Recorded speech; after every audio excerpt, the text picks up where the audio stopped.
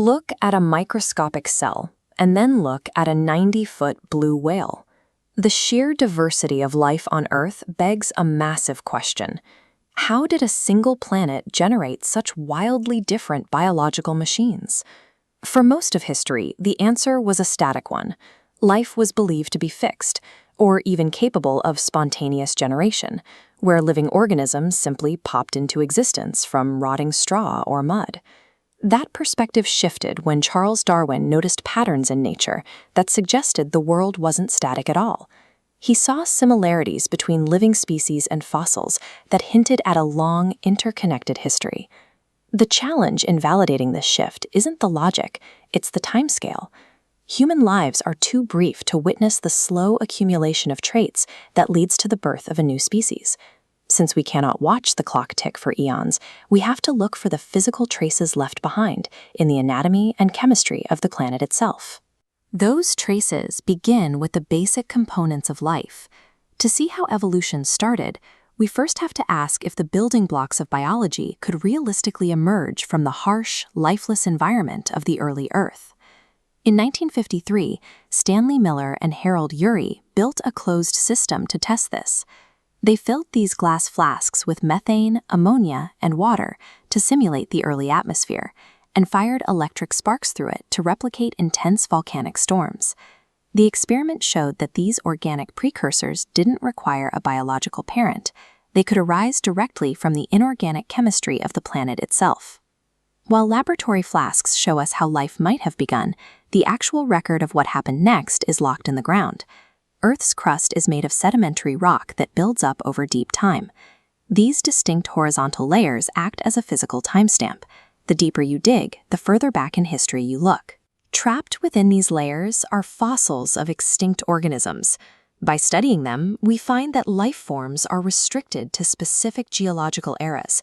You find dinosaurs in the Mesozoic layers, but never in the rock from yesterday.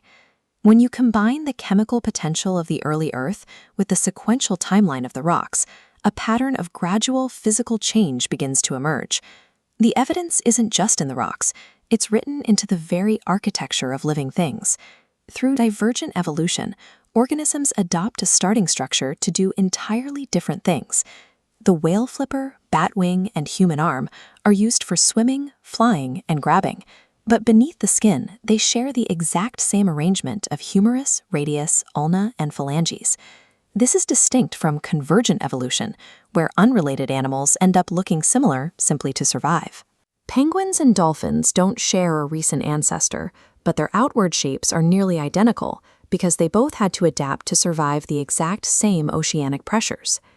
We see these blueprints change in real time when forced to survive in total geographic isolation. When a small population of birds arrived on the isolated Galapagos Islands, they radiated outward to fill different habitats. To exploit new food sources, their descendants developed highly specialized beak shapes, some for crushing seeds, others for catching insects. This happens on a massive scale in Australia. An ancestral stock of marsupials, cut off from the rest of the world, splintered into a dizzying variety of forms, like the kangaroo, to fill every available environmental niche. These underlying bone structures and specialized environmental adaptations point to a single branching history, one where shared ancestry is modified by the local needs of survival. It is easy to think of these changes as ancient history, but this process is an active engine running right now. One of the most striking demonstrations of this happened in 19th century England with the peppered moth.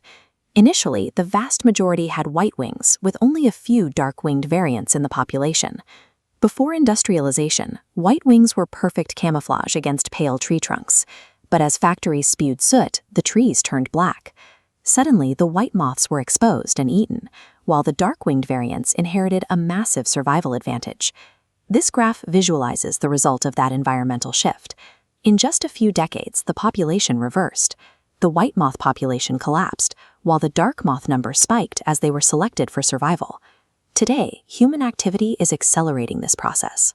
When we use antibiotics or pesticides, we wipe out the vulnerable, leaving behind resistant strains of bacteria and weeds that evolve to survive our defenses in a matter of months.